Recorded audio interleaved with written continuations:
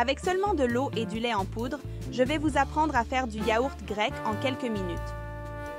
Pour commencer ma recette, je vais mettre dans mon bol 500 émiettes d'eau. J'utilise de l'eau à température ambiante et ici, j'ai 200 g de lait en poudre.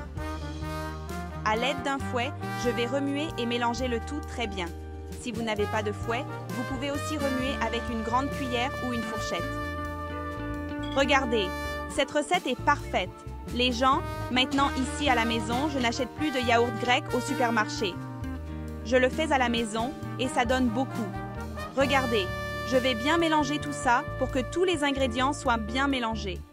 Une fois que j'ai bien mélangé le tout et dissous tout le lait, continuons la recette en ajoutant un gobelet de yaourt nature.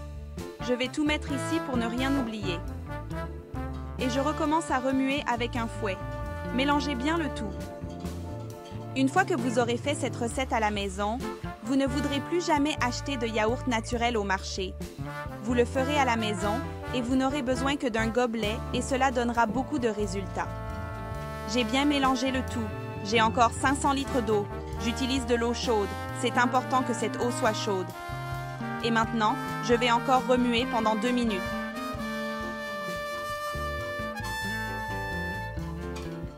J'ai bien mélangé le tout et mon petit mélange est prêt. Maintenant, je vais venir ici avec un film plastique.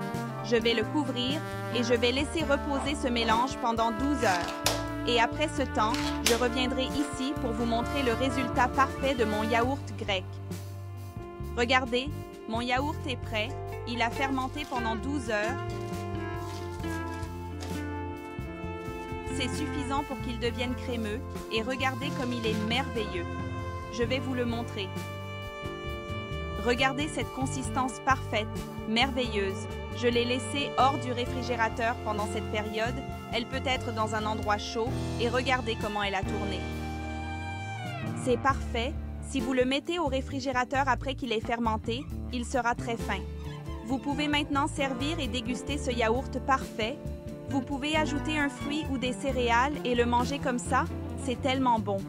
Appréciez cette merveilleuse recette de yaourt grec fait maison. Après cette recette, tout le monde dans votre maison vous demandera de la refaire. Nous avons préparé cette délicieuse recette avec très peu d'ingrédients, afin que vous puissiez la réaliser chez vous également. Si tu l'aimes, laisse un like sur cette vidéo, donne-lui une note de 0 à 10 et dis-nous ci-dessous si tu vas la faire ou non. Je vous embrasse tous, restez en contact avec Dieu et rendez-vous dans notre prochaine vidéo.